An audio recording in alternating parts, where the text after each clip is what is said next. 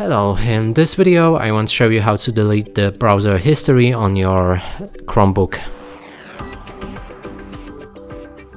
And to do this, you will need to open any browser that you've been using.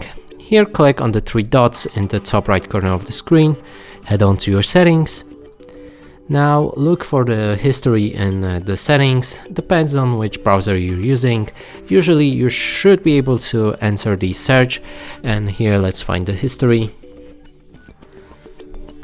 And now we can clear the browsing history, adjust what specific things will be deleting from the history, as well as the advanced option.